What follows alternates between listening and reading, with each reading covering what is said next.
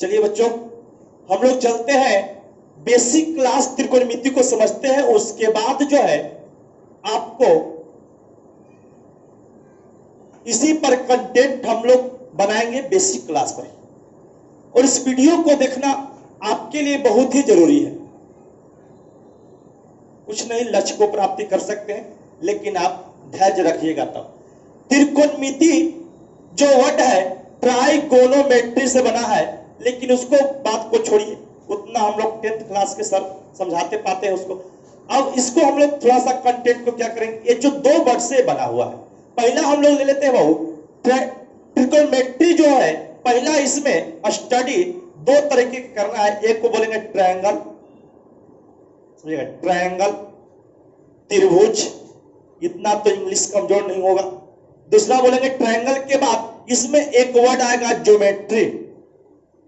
दो वर्डों से ये बना है ट्रायंगल और ज्योमेट्री। ट्रायंगल में हम लोग स्टडी करेंगे त्रिभुज में बाबू राइट एंगल ट्रायंगल का मतलब समकोण त्रिभुज का, राइट एंगल ट्रायंगल।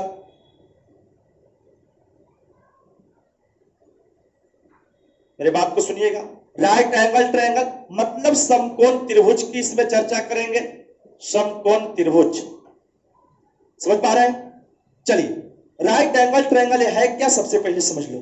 ए बाबू देखो कि अगर एक भुजा एक साइड ले लिया, एक भुजा ई है, एक भुजा ई है, बताओ कि दोनों ये भी स्ट्रेट लाइन है, सरल रेखा है, ये भी सरल रेखा है। बताओ दोनों के बीच में कितने डिग्री कोण बन रहा है? 90 डिग्री के, है ना। 90 डिग्री के सामने वाला भुजा को हम लोग बोलते हैं हाइपोटेनस कर्व, और कर्ण को हम लोग बाबू का जिससे डिनोट किया जाता है, जरा बता दो, एच से, हाइपोटेनस एच कर्व। अब इस कोण के लिए चले, इस कोण को थीटा बोले तो थीटा के सामने बोला भुजा को हम लोग बोलते हैं पी, मतलब लंब, मतलब परपेंडिकुलर, जिसको हिंदी में बोलते हैं लंब। जो बच गया उसको बोलते हैं बाबू बेस। बेस मतलब क्या हुआ? आधार। बेस मतलब आधार। डिनोट करें कैसे? 20 से। चलिए इस बात को समझिएगा। हमने बताया कि ट्रिकोमेट्री में दो वर्ड हम लोग को आएंगे, एक आएंगे ट्रायंगल त्रिभुज, एक आएंगे ज्योमेट्री। ट्रायंगल में हम लोग राइट एंगल ट्रायंगल को स्टडी करेंगे, दैट इज कॉल्ड समकोण त्रिभुज। आइए, समकोण त्रिभुज हमने बताया था वैसा त्रिभुज जिसकी कोई एक कोण 90 डिग्री हो, उसको हम लोग समकोण बोलते हैं। अब समकोण के सामने वाला साइड को हम लोग क्या बोलते हैं? वो हाइपोटेनस कर्व। अब बताओ इस एंगल को कहें, इस कोण के लिए चले तो इसके सामने वाले भुजा लंब होगा, और जो साइड बच गया वो आपका बेस होगा, आधार होगा। यहां तक आप जानते होंगे। आइए, पाइथागोरस प्रमेय का नाम 10वीं कक्षा में लोग सुने होंगे। तो H बराबर क्या होगा? H बराबर, याद रखिएगा, H बराबर root under P square plus B square. जी P क्या है?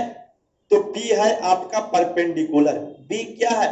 बेस है, H क्या है? हाइपोटेनस है, मतलब कर्ण है।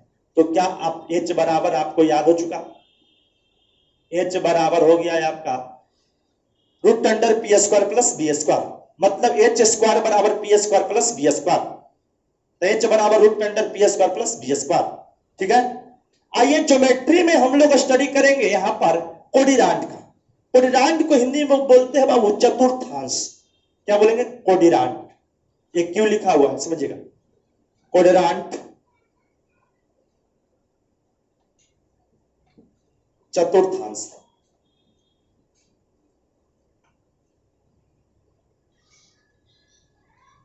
चतुर्थांश इसको बोलेंगे। अब चतुर्थांश में देखेंगे, इसको हम लोग अच्छा बोलेंगे y, इसको बोलेंगे y डैश, इसको बोलेंगे x, इसको बोलेंगे x डैश। चतुर्थांश में जो ये फर्स्ट चतुर्थांश हुआ, ये आपका सेकंड हो गया, ये आपका थर्ड चतुर्थांश हो गया, ये आपका फोर्थ चतुर्थांश हो गया, है ना। अब देखिएगा, इसको हम लोग बोलते हैं पॉजिटिव एक्स एक्सिस। धनात्मक धनात्मक एक सच, इसको बोलेंगे पॉजिटिव एक एक्सिस। धनात्मक ऊपर रहेगा तो बाबू इसको भी पॉजिटिव बोलेंगे, इधर आ जाए तो ही नेगेटिव, ये भी क्या हो गया नेगेटिव। एक्सिस के बारे में हम लोग जानकारी मालूम होना चाहिए इतना बात को। इसको बोलेंगे वाई और वाई डैश, जो है आपको नेगेटिव एक्सिस है, ये आपको पॉजिटिव एक्सिस है। मतलब वाई का वैल्यू यहां से जाएगा ऊपर में है तो धनात्मक होंगे, नीचे में रहेंगे तो ऋणात्मक होंगे। अगर राइट हैंड साइड में जा रहा है, दाया पक्ष है, तो पॉजिटिव होगा, धनात्मक होगा, इधर आएगा तो ऋणात्मक होगा, नेगेटिव होंगे। ठीक है, हम थोड़ा जल्दी जल्दी बोलते हैं, भी प्रॉब्लम है। अब आइए जरा सा कि कोडिरांट की बात हमने कर लिया, तो कोडिरांट में ही हम लोग ये देखेंगे कि फर्स्ट कोडिरांट की बात कर रहे थे,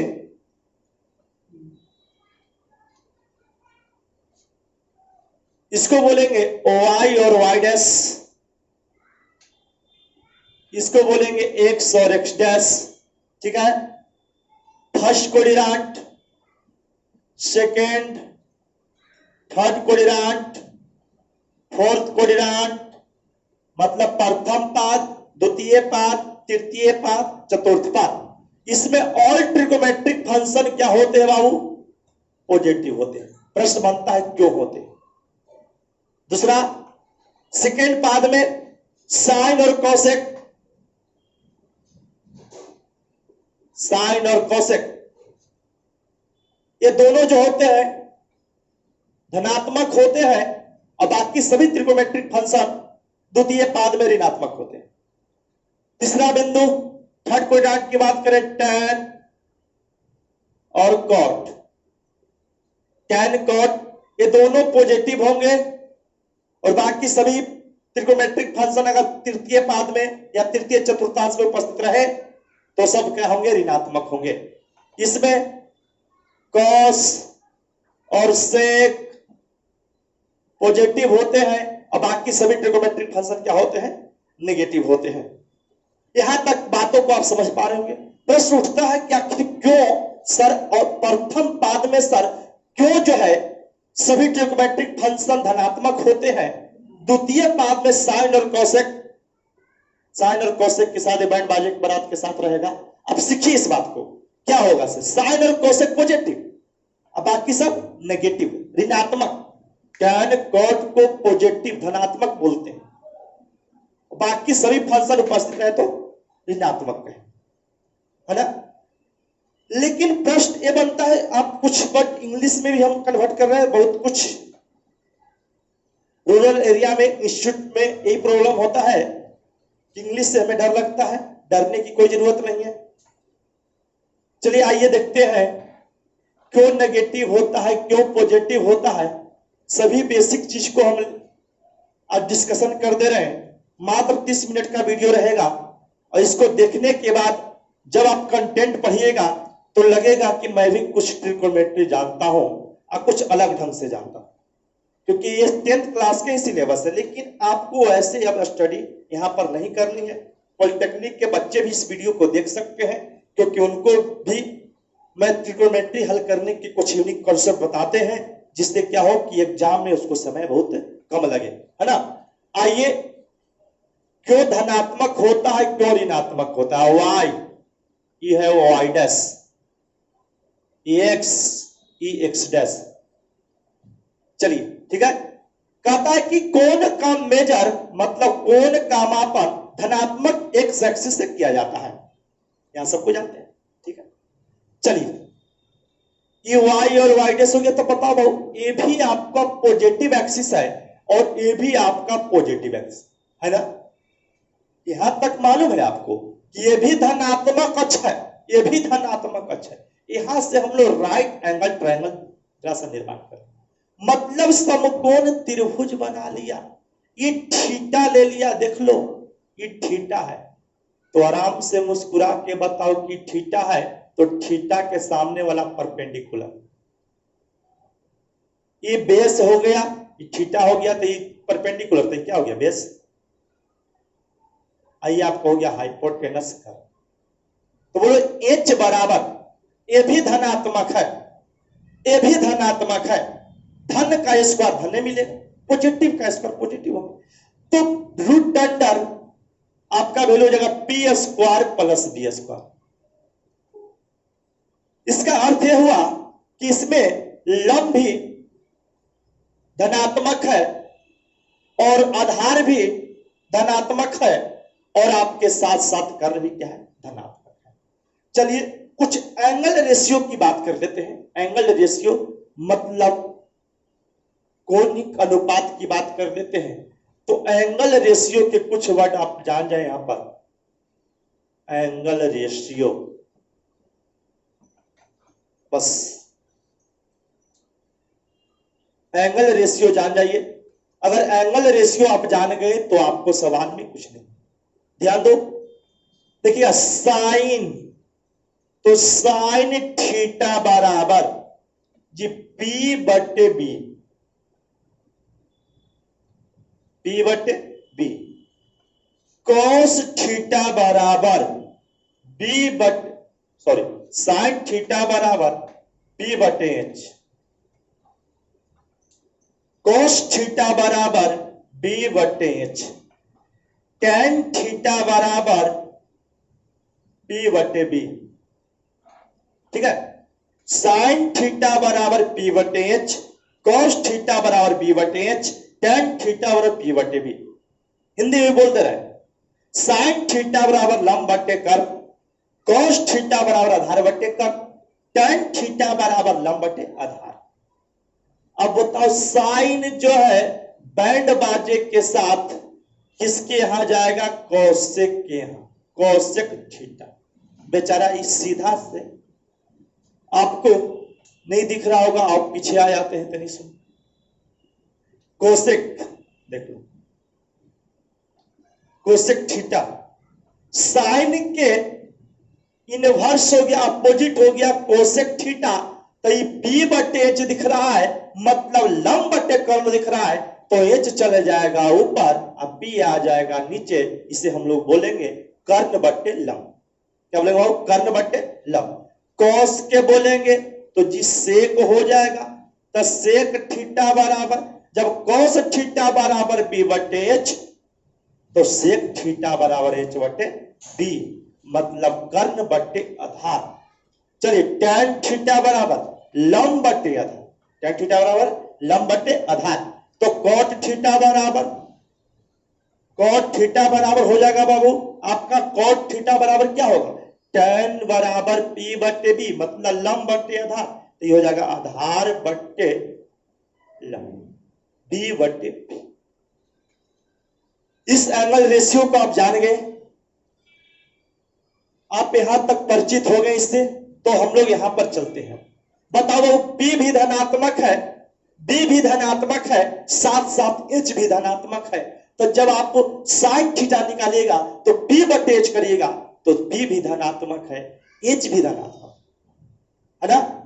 कोस थीटा निकालिएगा तो लिखिएगा बी बटे एच, मतलब बी भी धनात्मक है, एच भी धनात्मक है, तो कोस भी धनात्मक हो। उसी प्रकार टैन धनात्मक होंगे, कोसेक धनात्मक होंगे, सेक धनात्मक होंगे, कॉट धनात्मक होंगे। इसलिए हम कहते हैं कि प्रथम चतुर्थांश में जितने भी ट्रिग्नोमेट्रिक फंक्शन उपस्थित होते हैं वो सभी क्या हो जाते हैं, धनात्मक होते हैं, मतलब पॉजिटिव होते हैं। सेकेंड क्वाड्रेंट की बात करें, द्वितीय चतुर्थांश की बात करें, तो अगर मान लो यहां पर हमने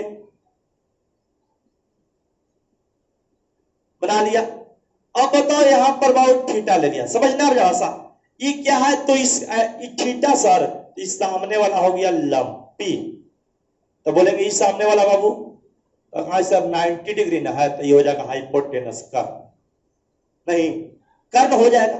तो बताइए कि ये एक्सिस क्या है बाबू, तो बोलिएगा मुस्कुरा के नेगेटिव है सर। तो नेगेटिव है तो बेस क्या हो जाएगा बाबू, तो बेस हो गया सर नेगेटिव, ऋणात्मक।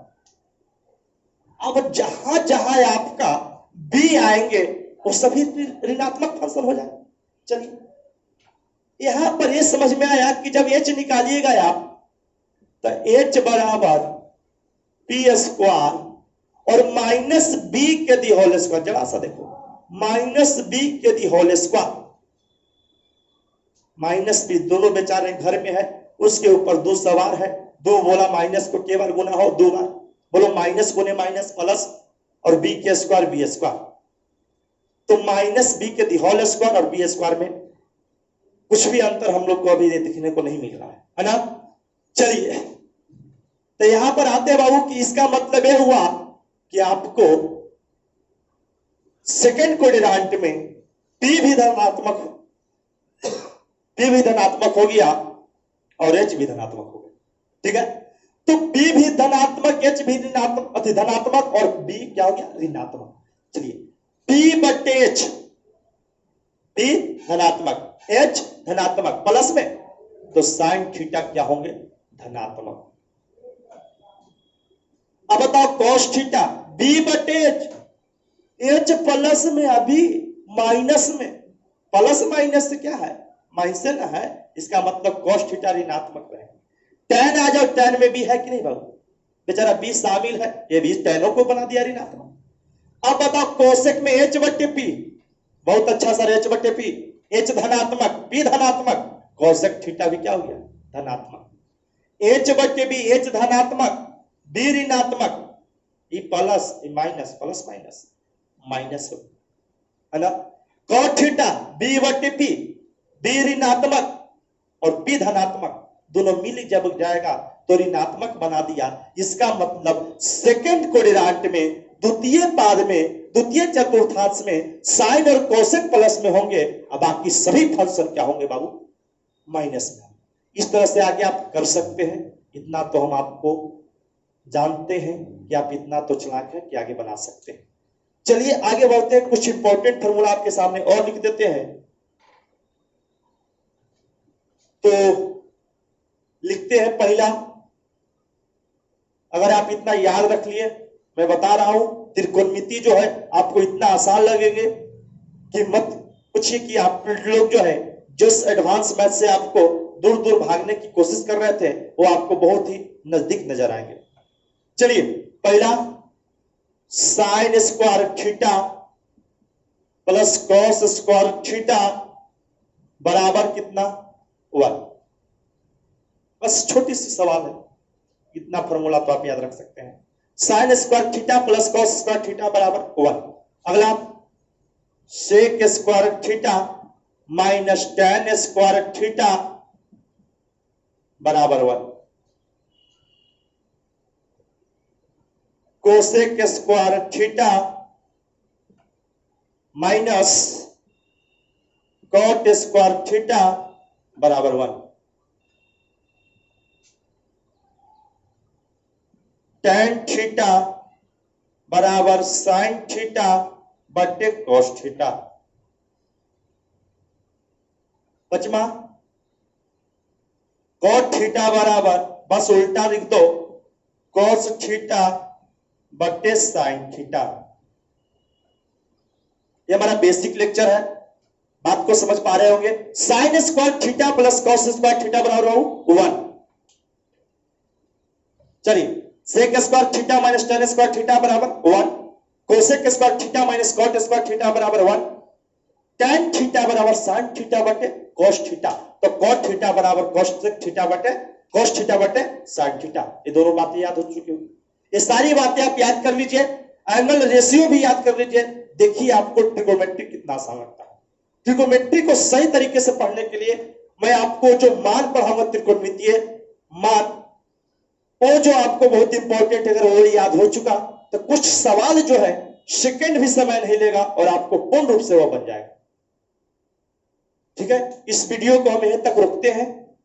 आगे जो प्रॉब्लम रहेंगे, आगे जो हम आपको पढ़ाएंगे वो त्रिकोणमिति का मान पढ़ाएंगे, जो 10th बेस तक हम लोग पढ़ते हैं। क्योंकि जितने भी जनरल कॉम्पिटिटिव एग्जाम्स होते हैं बाबू, वह 10वीं वर्ग तक ही लिए जाते हैं। क्योंकि 10वीं कक्षा के बाद में हम लोग जो है सब्जेक्ट का बंटवारा कर लेते हैं। जैसे कोई आईए हो जाते हैं, मतलब इंटरमीडिएट ऑफ आर्ट्स, मतलब कुछ हिस्ट्री, ज्योग्राफी और पोल साइंस, इकोनॉमिक्स के विषय में चल जाते हैं। कुछ आईएससी हो जाते हैं, इंटरमीडिएट ऑफ साइंस, जो हम लोग फिजिक्स, केमिस्ट्री, मैथ और बायोलॉजी से जुड़ जाते हैं। कुछ बच्चे कॉमर्स ले लेते हैं। तो कॉमर्स से जुड़ जाते हैं। इसीलिए सभी को इंक्लूड करने के लिए सभी को एग्जाम जब जनरल कंपटीशन को लेती है, एग्जाम कंडक्ट करता है, तो वह 10th बेस लेता है, क्योंकि वहां तक सारी सब्जेक्ट को हम लोग को अध्ययन करना है। धन्यवाद सभी को।